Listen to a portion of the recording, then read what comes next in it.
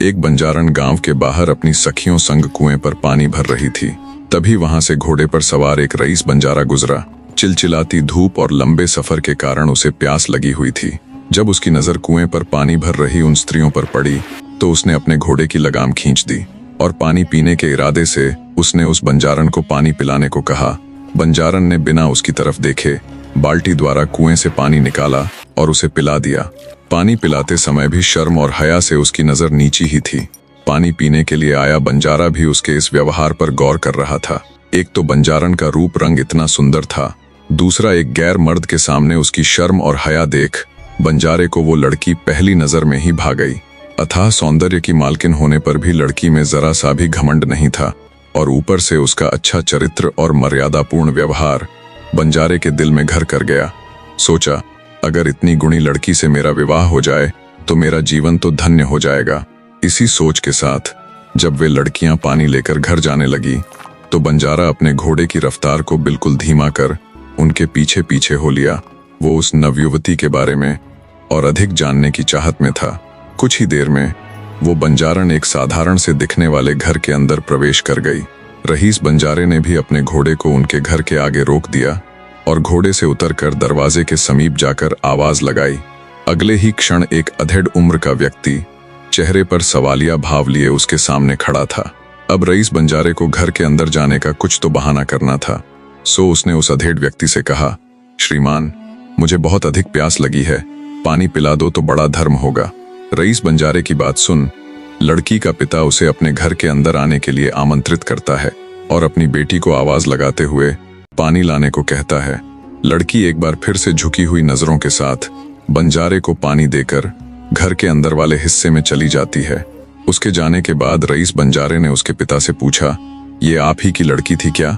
राहगीर की बात सुन बंजारे ने हाँ में सिर हिलाया। आगे रईस बंजारा बोला, महानुभाव, ये ब्याही हुई है या कुंवारी? लड़की का पिता बोला, जी अब तक तो कुंवारी ही है। लड़की के पिता की बात सुन रईस बंजारे के दिल में मारे खुशी के ढोल नगाड़े बजने लगे, पर उसने बाहर से थोड़ा हैरान होने का नाटक किया और बोला, हे महानुभाव, अगर बुरा ना मानो तो क्या मैं ये जान सकता हूँ कि आपने अपनी बेटी का विवाह अब तक क्यों नहीं किया? राहगीर की बात सुन लड़की के पिता ने एक बार ऊपर से नीचे तक उस रईस बंजारे को देखा और बोला, किसी शाही खानदान में इसे ब्याहने की मेरी हैसियत नहीं है। बड़े घराने अनुसार मैं अपनी लड़की को उतना दान दहेज देने में सक्षम नहीं हूँ और गरीब घर में ना ब्याहने का कारण है मेरी लड़की के गुण। वो ना केवल एक अच्छे चरित्र वाली लड़की है बल्कि पूरी समझदार और पढ़ी लिखी है। मैं नहीं चाहता कि मेरी इतनी काबिल बेटी किसी गरीब घर में जाए और गरीबी का जीवन व्यतीत करे। लड़की के पिता की बात सुन रईस बंजारा बोला, अगर आपको कोई आपत्ति ना हो तो आप अपनी लड़की मुझे दे दीजिए, अर्थात मेरे साथ इसका विवाह कर दीजिए। मैं झोली फैलाकर आपसे आपकी लड़की मांग रहा हूँ। रईस बंजारे की बात सुन लड़की का पिता बोला, भाई नहीं, तुम्हारे पहनावे और बाहर खड़े घोड़े से ये साफ मालूम हो रहा है कि तुम किसी ऊंचे घराने से ताल्लुक रखते हो। मैंने अभी कुछ क्षण पहले ही तुम्हें बताया था कि मैं ऊंचे खानदान के अनुरूप दान दहेज देने में असमर्थ हूँ, और दूसरा कारण ये है कि मैं आपको जानता भी नहीं हूँ। अभी कुछ क्षण पहले ही तो हम मिले हैं। लड़की के पिता की बात सुन रईस बंजारा बोला, हे श्रीमान, जब मैं आपसे झोली फैलाकर आपकी लड़की मांग रहा हूँ तो ऐसे में दान दहेज का तो सवाल ही पैदा नहीं होता। रही बात मेरे बारे में जानने की, तो फला फला मेरा गांव है। आप कभी भी मेरे गांव आकर मेरे बारे में जो भी चाहे मालूम कर सकते हैं। रईस बंजारे की बात सुन लड़की का पिता सोच में पड़ जाता है। फिर कुछ देर सोचकर वो उस बंजारे से कहता है, हे पथिक, मुझे इसके लिए थोड़ा समय चाहिए, क्योंकि मैं अपने भाईचारे से इस संबंध में बातचीत करके ही उचित निर्णय ले पाऊंगा और तभी आपको जवाब दे पाऊंगा। जैसा आपको ठीक लगे श्रीमान। इतना कहकर रईस बंजारा लड़की के पिता से विदा लेता है। उसके जाने के बाद बंजारे ने इस सारे माजरे से अपनी पत्नी को अवगत करवाया और बोला, जो लड़का आया हुआ था वो ऊंचे घराने का था और झोली फैलाकर हमारी लड़की को मांग रहा था। बंजारे की बात सुन उसकी पत्नी बोली, अगर ऐसी बात है तो आपको उस लड़के को हाँ कर देनी चाहिए, हमारी लड़की की जिंदगी बन जाएगी। पत्नी की बात सुन बंजारा बोला, नहीं भाग्यवान, वो लड़का किसी ऊंचे घराने का था। कल को कोई ऐसी वैसी बात ना हो जाए कि हमें जमीन की तरफ ताकना पड़े। अब इसका फैसला तो मैं अपने भाईचारे से बात करके ही लूंगा। शाम हुई और जब उस बंजारे के सारे भाई बंधु इकट्ठा हुए तब बंजारे ने उनके सामने भी वही बात रखी कि ऐसे ऐसे एक नवयुवक आया हुआ था और झोली फैलाकर हमारी लड़की को मांग रहा था। बंजारे की बात सुन उसके भाई बंधु और बड़े बुजुर्ग बोले, अगर झोली फैलाकर ही वो रिश्ता मांग रहा था तो तुम्हें हाँ कह देनी चाहिए। हमें नहीं लगता कि वो हमारी लड़की को किसी तरह का दुख देगा। इस प्रकार सबकी सहमति होने पर बंजारा अपनी लड़की की शादी उस रईस बंजारे के साथ कर देता है। शादी के बाद जब बंजारा अपनी नवविवाहिता पत्नी को लेकर चला तो चलते चलते शाम का समय हो गया। उस समय एक स्थान से दूसरे स्थान पर जाने में कई कई दिन का समय लग जाता था। तो शाम होने पर जंगल में उचित सी जगह देखकर बंजारा अपनी पत्नी के साथ पड़ाव डाल लेता है। उसी जंगल में एक गांव का देहाती सा नवयुवक अपनी बकरियां चरा रहा था। वहां पास में ही एक तालाब पड़ता था। तो बकरियां चराने वाला वो गडरिया घर ले जाने से पहले अपनी बकरियों को पानी पिलाने के लिए तालाब पर लेकर आता है। बकरियों के साथ साथ वो खुद झुककर उन्हीं की तरह तालाब से पानी पीने लग जाता है। उनसे थोड़ी ही दूरी पर पड़ाव के बाहर बैठा बंजारा और उसकी नवविवाहिता पत्नी ये सब देख रहे थे। गडरिये को बकरियों की तरह पानी पीता देख बंजारा अपनी पत्नी से कहता है, ये देखो इस हरामखोर को, ये बकरी की औलाद है। बंजारे की बात पर बंजारन बोली, नहीं स्वामी, औलाद तो इंसान की ही है। बंजारे ने फिर से वही शब्द दोहराए, नहीं, ये हरामखोर तो बकरी की ही औलाद है। बंजारन बोली, नहीं स्वामी, औलाद तो इंसान की ही है, बस संगत का फर्क है। इस प्रकार बंजारा 3 बार उसे बकरी की औलाद बताता है और बंजारन भी तीनों बार उसे इंसान की औलाद बताती है। अपनी बात को बार बार काटे जाने से बंजारे को अपनी नवविवाहिता पत्नी पर बहुत अधिक गुस्सा आया। गुस्से से लाल पीला होता हुआ बंजारा बोला, हम विवाह के पश्चात अपने घर तक भी नहीं पहुंचे हैं और तुम अभी से मेरी बात को काट रही हो। आगे कैसे मेरा घर बसाओगी? मैं तुमसे रिश्ता तोड़ता हूँ, जहाँ जाना हो जाओ, पर मेरे घर मत आना। अगर तुम मेरे घर पर दिख गई तो याद रखना मेरी तलवार और तुम्हारा सिर होगा। आखिरकार रहीश बंजारा अपनी औकात दिखा देता है और अपनी नवविवाहिता पत्नी यानी बंजारन को वही छोड़कर घोड़े पर सवार हुआ और वहां से चलता बना। बेचारी बंजारी के ऊपर तो जैसे दुखों का पहाड़ टूट पड़ा था। सब कुछ इतना जल्द हुआ, वो हैरान थी कि उसके साथ ये आखिर हुआ तो हुआ क्या। बंजारन का रुदन फूट पड़ता है। उसके दर्दनाक रुदन का स्वर जब उस बकरियां चराने वाले लड़के ने सुना तो वो हैरानी से उसके पास आया और उसके रोने का कारण पूछा। बंजारन ने मन ही मन विचार किया कि वो अब अपने पिता के घर लौटकर नहीं जाएगी, और जाती भी तो किस मुंह से और क्या बताती अपने घर और गांव वालों को। उस बकरी चराने वाले भोले लड़के ने हैरानी के साथ एक बार फिर बंजारन से रोने का कारण पूछा। दरअसल जब वो अपनी बकरियों के साथ उनकी तरह पानी पीने में मग्न था तब उस बेचारे को नहीं मालूम था कि उससे कुछ ही दूरी पर बंजारन अपने पति के साथ उसके बारे में ही बात कर रही थी। इसलिए जब उसकी नजर इस जंगल बियाबान में एक ऐसी अकेली रोती हुई स्त्री पर गई जो शादी के जोड़े में थी तो उसकी हैरानी का कोई ठिकाना नहीं था। उस भोले चरवाहे ने जब तीसरी बार सिसक रही बंजारन से उसके रोने का कारण पूछा तो बंजारन ने मन ही मन विचार कर एक योजना बनाई और अपने उस दुष्ट रहीश बंजारे पति को सबक सिखाने का निर्णय लिया। पर बंजारन जो सोच रही थी उसकी राह आसान नहीं थी। आखिरकार उसने बहते नेत्रों के साथ अपनी चुप्पी तोड़ी और उस भोले चरवाहे से बोली, आज के दिन ही मेरा विवाह एक धोखेबाज और घमंडी व्यक्ति से हुआ था जो अपने अहंकार के चलते उस अकेली को यहाँ जंगल में छोड़कर चला गया। बंजारन की बात सुन भोले चरवाहे को ज्यादा कुछ तो समझ नहीं आया और ना उसने और अधिक जानने की चेष्टा की।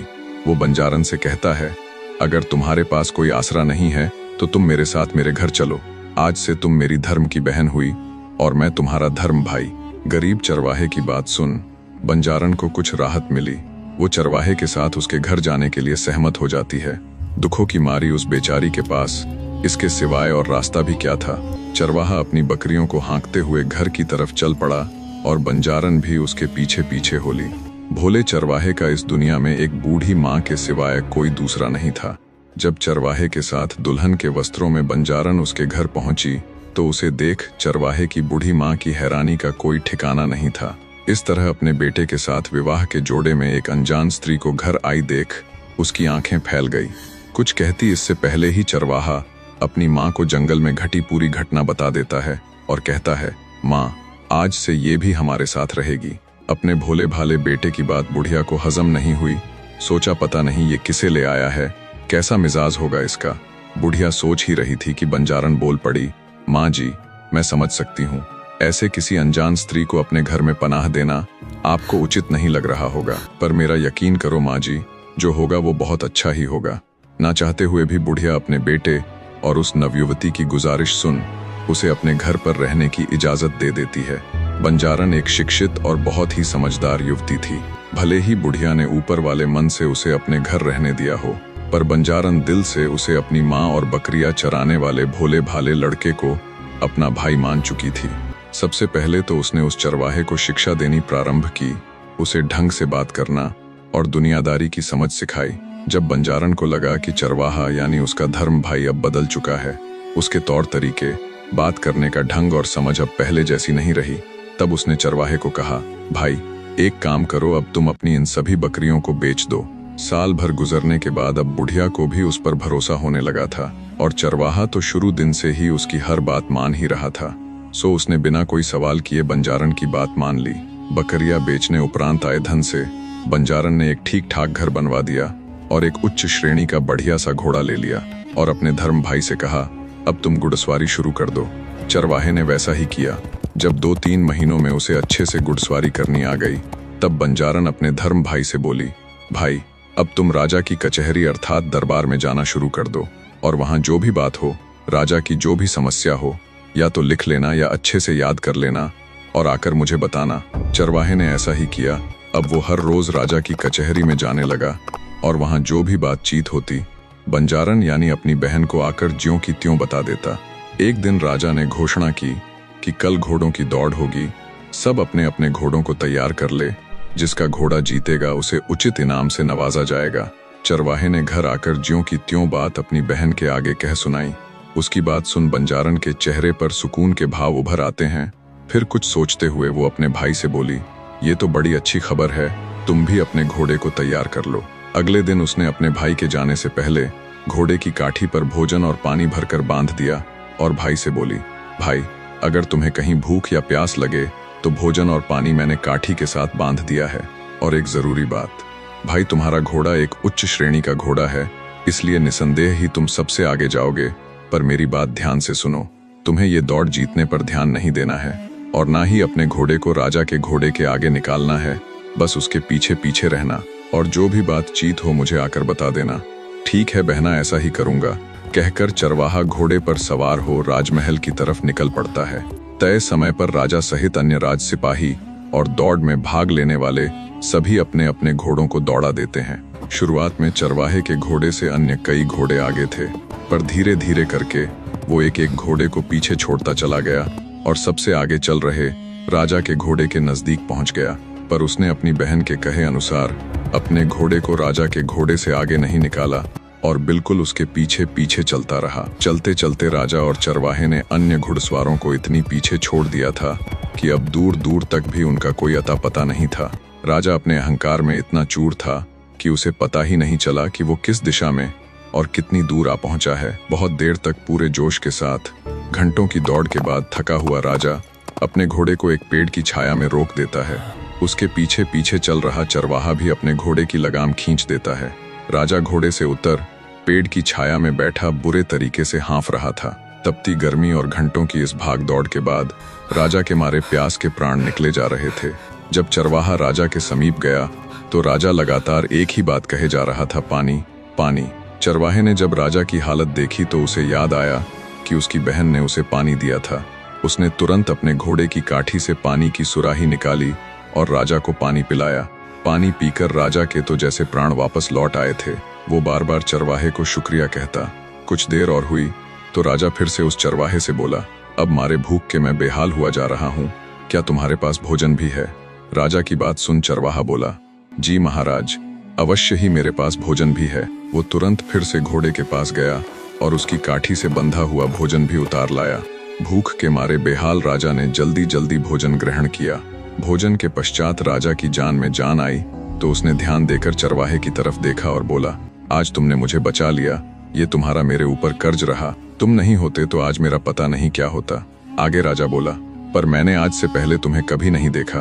तब चरवाहे ने अपना और अपने गांव का नाम बताते हुए कहा, महाराज, मैं तो कई दिन से आपकी सभा में आ रहा हूँ, शायद आपका ध्यान नहीं गया होगा। चरवाहे की बात सुन राजा बड़ी कृतज्ञता से उसकी तरफ देखते हुए बोला, खैर छोड़ो उस बात को। जरूरी बात तो ये है कि आज तुमने ही मेरा जीवन बचाया है। मैं आज से तुम्हें अपनी सभी फौजों का कमांडर अर्थात सेनापति नियुक्त करता हूँ। राजा की बात सुन चरवाहा बड़ा खुश हुआ। तब तक पीछे रह चुके कुछ अन्य सैनिक घुड़सवार भी वहां पहुंच गए। राजा ने उनसे पूछा, अगर कोई व्यक्ति किसी की जान बचा देता है तो उसे क्या इनाम देना चाहिए? अब सैनिकों और अन्य को ये थोड़े ही पता था कि किसकी जान किसने बचाई, सो वो कुछ ना कह पाए। तब राजा ने उन्हें पूरी बात बताते हुए चरवाहे की तरफ इशारा करते हुए कहा, आज तुम्हारा राजा यानी मैं इसी की बदौलत जिंदा हूँ, इसलिए मैंने इसे आज से सभी फौजों का कमांडर नियुक्त कर दिया है। राजा की बात से वहां मौजूद सैनिक और अन्य राजसी घुड़सवारों के माथे पर सिकन उभर आई। सोचा ये कल का छोकरा हमारा सेनापति बनेगा। ये तो सरासर नाइंसाफी है। पर किसी की भी राजा के आगे बोलने की हिम्मत ना हुई। राजा अपने सैनिकों को लेकर राजमहल लौट जाता है और चरवाहा अपने घर। वहां जाकर वो अपनी बहन यानी बंजारन को पूरी बात बता देता है। उसकी बात सुन बंजारन के चेहरे पर भी सुकून के भाव आ जाते हैं। फिर कुछ सोचती हुई वो अपने भाई से बोली, भाई ऐसा करो, इस घोड़े को ज्यों का त्यों काठी से बंधा हुआ ही खड़ा रहने दो। इसकी मरहम पट्टी और चारा बाद में करना। दूसरी तरफ राजा जब राजमहल पहुंचा तो उसने रानी के आगे भी वही बात दोहराई। अगर कोई अनजान व्यक्ति किसी की जान बचा ले तो उसे क्या उपहार देना चाहिए? दरअसल उस चरवाहे को सेनापति नियुक्त करने के बाद भी राजा का दिल नहीं भरा था। वो उसका इतना बड़ा एहसान मान रहा था। राजा की बात सुन रानी बोली, कौन अनजान व्यक्ति? किसकी जान बचाई? मेरे आगे भी तुम मुहावरों में क्यों बात कर रहे हो? जो बात है वो खुलकर बताओ। तब राजा ने रानी के आगे जंगल में घटी पूरी घटना बता दी। राजा की पूरी बात सुन रानी बोली, महाराज अगर ऐसी बात है तो आपको उस नौजवान के साथ हमारी लड़की का विवाह कर देना चाहिए। वैसे भी वो विवाह लायक हो चुकी है, तो कहीं और ब्याहने से अच्छा क्यों ना उसी लड़के के साथ उसका विवाह कर देना चाहिए। आपकी बातों से लड़का गुणवान और समझदार प्रतीत होता है। राजा रानी की बात से पूरी तरह सहमत हो गया, क्योंकि अंदर ही अंदर उसके मन में भी यही चल रहा था। बस वो रानी के आगे कहने से झिझक रहा था। राजा ने तुरंत अपने सैनिकों को आदेश दिया कि उस लड़के के बारे में नगर में पता करो और उसे कहो कि राजा ने बुलाया है। हुक्म मिलते ही सैनिक उसे ढूंढने के लिए निकल पड़े।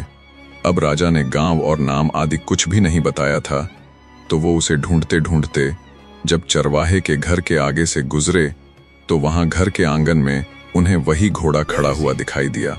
सैनिक तुरंत घोड़े से उतरकर घर के अंदर गए तो बंजारन वही घर के आंगन में बैठी हुई थी। उसे देख सैनिकों ने उससे घोड़े के घुड़सवार के बारे में पूछा तो बंजारन कुछ सोचते हुए बोली, इसका घुड़सवार तो अब तक घर नहीं लौटा है, केवल घोड़ा ही वापस आया है। दरअसल बंजारन अंदर ही अंदर सोच रही थी कि उसके भाई को सेनापति बनाने से चिढ़कर राज सैनिक उसके साथ कुछ उल्टा सीधा ना कर दे। घुड़सवार ना मिलने से निराश होकर सैनिक राजमहल लौट गए और राजा को बताया कि महाराज फलां फलां गांव में हमने घोड़े को तो ढूंढ लिया, पर उसके घर वालों ने बताया कि उसका घुड़सवार अभी तक नहीं लौटा है, केवल घोड़ा ही वापस आया है। राजा ने विचार किया तो समझते देर ना लगी कि सैनिकों के मन में खोट ना हो, इस कारण उन्होंने जरूर उसके बारे में झूठ कहा होगा। अंततः राजा खुद अपने कुछ सिपाहियों के साथ उस चरवाहे के घर जाता है। चरवाहे के घर पहुंचकर आंगन में मौजूद बंजारन से घुड़सवार के बारे में पूछा तो इस बार भी बंजारन ने वही जवाब दिया। तब राजा बोला, जो तुम्हारे मन में वहम है उसे निकाल दो, मैं खुद राजा ही हूं। तब बंजारन बोली, माफ कीजिएगा राजन, वो अंदर सो रहा है, मैं उसे अभी जगा देती हूं। इस तरह राजा चरवाहे को लेकर राजमहल लौट आता है और आधिकारिक तौर पर उसे सेनापति घोषित करते हुए सभी तौर तरीके समझा देता है। सेनापति घोषित करने के बाद राजा ने गडरिये अर्थात चरवाहे से कहा, अगर तुम्हें मंजूर हो तो मैं अपनी बेटी का विवाह भी तुम्हारे साथ करना चाहता हूं। राजा की बात सुन गडरिया बोला, क्षमा करे महाराज, पर इसका फैसला तो मैं एक बार घर बात करके ही ले सकता हूं। गडरिये की बात सुन एक बार को राजा को बड़ी हैरानी हुई कि मैं इसके साथ अपनी बेटी का विवाह करना चाहता हूं और ये सीधा रिश्ता स्वीकारने की बजाय घर पर बात करने को कह रहा है। राजा ने कहा, ठीक है, जैसा तुम्हें उचित लगे। चरवाहा घर आकर बंजारन को राजा के दिए विवाह प्रस्ताव के बारे में बताता है। भाई की बात सुन बंजारन को बहुत खुशी हुई। जैसा उसने सोचा था सब कुछ उसके अनुसार ही हो रहा था। उसने बड़ी ही सहजता से अपने भाई को राजा का दिया विवाह प्रस्ताव स्वीकारने को कहा। गडरिये के विवाह स्वीकारने के बाद तय समय पर राजा अपनी बेटी का विवाह गडरिये के साथ कर देता है। दिखने और दिल का साफ होने के कारण राजा की लड़की भी उससे विवाह करके खुश थी। राजा ने अपनी बेटी को अपार धन संपत्ति तो दी ही, उसके साथ साथ अपना आधा राज्य भी उस गडरिये को दे दिया। गडरिया अब एक गडरिया ना होकर एक राजा बन चुका था। वो अत्यंत भावुक होते हुए अपनी धर्म बहन यानी बंजारन के पास जाता है और कहता है, बहन, ये तुम्हारे दिए हुए ही दिन हैं जो तुमने एक मामूली से गडरिये को राजा बना दिया। इतना सब करने के बावजूद तुमने आज तक कुछ भी नहीं मांगा बहना। मैं चाहता हूँ आज तुम मुझसे कुछ भी मांग लो, जो मांगोगी वो तुम्हारा होगा। भाई की बात सुन बंजारन के चेहरे पर सुकून के भाव आ जाते हैं। फिर वो कुछ सोचते हुए अपने भाई से कहती है, भाई, अब चूंकि तुम एक राजा हो तो मैं चाहती हूँ तुम राज्य प्रवेश करने वालों से चुंगी यानी कर के लिए अपने किसी खास व्यक्ति को लगाओ, और जब भी फलां फलां नाम का बंजारा वहां आए तो उसे कैद कर लेना। बंजारन की बात सुन नया राजा बोला, ऐसा ही होगा बहना। कुछ समय गुजरा और एक दिन बंजारा राज्य की सीमा से गुजरा तो उसका नाम पता पूछते ही राजा के आदेश अनुसार उसे तुरंत पकड़कर कारागृह में डाल दिया। रहीश बंजारा चीखता चिल्लाता रहा कि मेरा कसूर तो बताओ। उसके बार बार पूछने पर राज सैनिक बस इतना ही कह पाए कि राजा का आदेश है और हम सब केवल उनके आदेश का पालन कर रहे हैं, इससे ज्यादा हमें कुछ नहीं पता। बंजारे को कारागृह में डालने के बाद सैनिक राजा को सूचित कर देते हैं कि उन्होंने उनके कहे व्यक्ति को पकड़ लिया है और उसे कारागृह में बंद कर दिया है। राजा तुरंत इसकी खबर अपनी बहन को देता है। बंजारे के कैद कर लिए जाने की खबर सुन बंजारन के चेहरे पर गहरी शांति के भाव आ जाते हैं। कितने ही समय से उसने इस पल का इंतजार किया था। अपनी बहन के चेहरे पर अपार शांति के भाव देख राजा बोला, बहना, क्या अब तुम मुझे बताओगी कि कौन है वो व्यक्ति जिसे हमने कैद किया है? अपने भाई के चेहरे की उत्सुकता देख बंजारन बोली, भाई, याद है तुम्हें वो जंगल की मनहूस शाम जब मेरे पति ने मुझे विवाह के प्रथम दिन ही अपने अहंकार के चलते बीच रास्ते ही छोड़ दिया था? राजा बोला, हाँ बहना, मुझे याद है। बंजारन आगे बोली, भाई, हमारी कैद में बंद कोई और नहीं बल्कि वो मेरा अहंकारी पति ही है। ये सुनकर राजा चौंक जाता है। बंजारन आगे कहती है, भाई, मैंने वर्षों इसी बात की कल्पना की थी कि एक दिन तुम इस काबिल बन जाओ कि मैं उसे सबक सिखा सकूं, और आखिरकार वो समय आ ही गया जब वो दुष्ट व्यक्ति आपकी कैद में है। बंजारन की बात सुन राजा को बड़ा ताज्जुब हुआ, पर उसने और कोई सवाल जवाब नहीं किए। बंजारन ने भी अब तक अपने भाई को उसके और बंजारे के बीच हुई कलह के बारे में नहीं बताया। 3-4 दिन गुजर जाने के बाद बंजारन अपने भाई से कहती है, भाई, मेरे साथ कैद खाने चलो, मैं उससे मिलना चाहती हूँ। चलने से पहले बंजारन ने फिर से वही वस्त्र धारण कर लिए जो उसने अपने विवाह और बंजारे से अलग होने वाले दिन पहने हुए थे। दोनों भाई बहन कारागृह की ओर चल पड़ते हैं। दूसरी तरफ 4 दिन से जेल में बंद बंजारा अत्यंत दुखी हो चुका था। अंधेरे में एक कोने में बेड़ियों से जकड़ा, मैला कुचैला और टूटा हुआ वो बस इन्हीं विचारों की उधेड़-बुन में खोया हुआ था कि उसने आखिर ऐसा क्या गुनाह कर दिया जो राजा ने उसे इस तरह अपना बंदी बनाकर रखा हुआ है। वो ये सोच ही रहा था कि बंजारन अपने भाई संग कैद खाने में प्रवेश करती है। जैसे ही वे अंदर प्रवेश करते हैं तो बंजारन का इशारा पाकर राजा सिपाहियों को उसे खोलने के लिए कहता है। सिपाही बंजारे की बेड़ियां खोल देता है। बेड़ियां खुलने के बाद जब बंजारा सामने देखता है तो भव्य वस्त्रों में एक राजा और उसके बगल में खड़ी बंजारन को देखकर वो चौंक जाता है। सामने खड़े राजा यानी उस गडरिये को तो वो नहीं पहचान पाया, पर बंजारन को पहचानने में उसे एक क्षण भी नहीं लगा। उसे देख बंजारा पूरी तरह भौंचक्का सा रह गया। उसने सपने में भी उम्मीद नहीं की थी कि एक दिन ऐसे किसी हालात में वो उसके सामने आ खड़ी होगी। बंजारन बिना कुछ बोले बस बंजारे के चेहरे के बदलते भावों को गौर से देख रही थी। आखिरकार हिम्मत करके शर्मिंदगी और हैरानी के मिले जुले भावों के साथ टूटे शब्दों में बंजारा बोला, तुम यहाँ? बंजारन कुछ देर चुप्पी के बाद बोली, ओह, तो तुमने मुझे पहचान लिया। तब तो तुम्हें जंगल की वो श्याम भी जरूर याद होगी।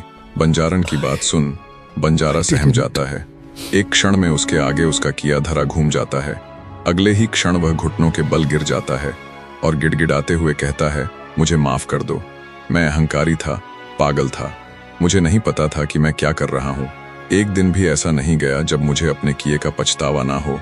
मैंने तुम्हें ढूंढने की बहुत कोशिश की ताकि मैं अपने किए को ठीक कर सकूं, पर सफल ना हुआ। आखिर तुमने ही मुझे ढूंढ लिया। अब चाहे जो सजा दे दो, मुझे मंजूर है। अपने सामने बंजारे को यूं गिड़गिड़ाते देख बंजारन बोली, मैं तुम्हें कोई सजा देने नहीं आई, बल्कि मैं तो तुम्हें केवल आईना दिखाने आई हूँ, सबक सिखाने आई हूँ। क्या कहा था तुमने उस दिन उस गडरिये को? बकरी की औलाद। ये बकरी की औलाद है जो कभी नहीं बदल सकता।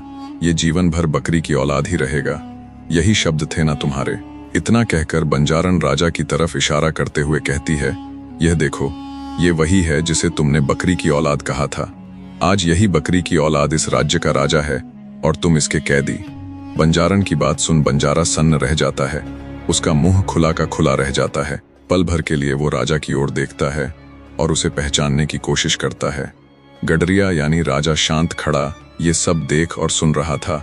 उसे समझ आ रहा था कि क्यों उस दिन इस कपटी बंजारे ने मेरी बहन को छोड़ दिया था।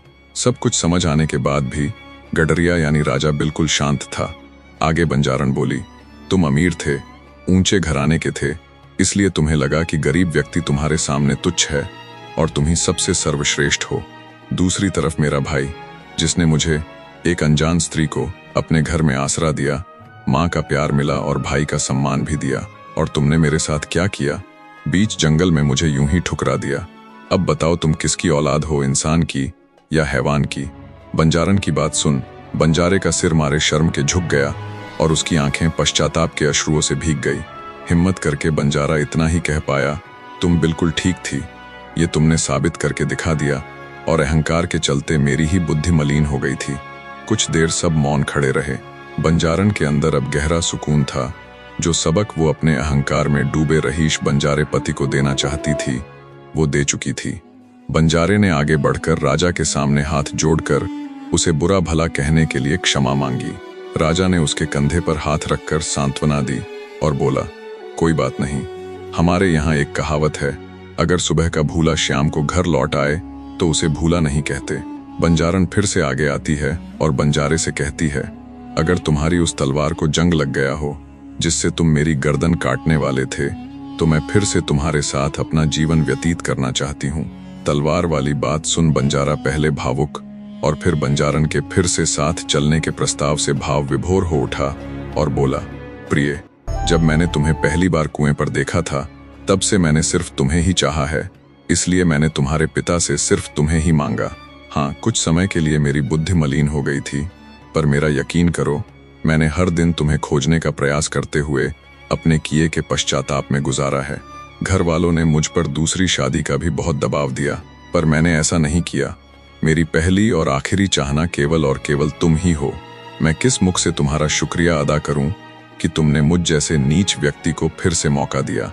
बंजारे की बात सुन बंजारन के साथ साथ वहां मौजूद बंजारन के भाई यानी राजा की भी आंखें भर आती है। बंजारा आगे बढ़कर अपनी पत्नी का हाथ पकड़ लेता है और उसकी आंखों में देखता हुआ बोला, मैं तुमसे वायदा करता हूँ, जब तक मैं जीवित हूँ तुम्हारे जीवन में किसी प्रकार का दुख नहीं आने दूंगा।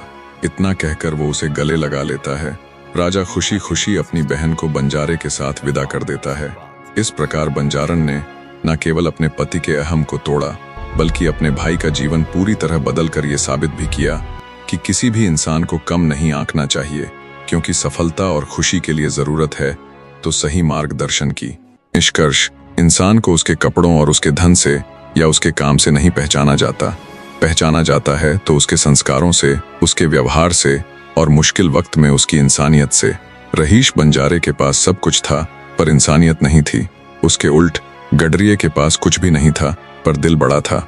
और बंजारन ने साबित कर दिया कि एक स्त्री सिर्फ दर्द सहन नहीं करती, वह दर्द को अपनी ताकत बनाकर उन लोगों को सबक सिखा सकती है जो उसे कमजोर समझते हैं।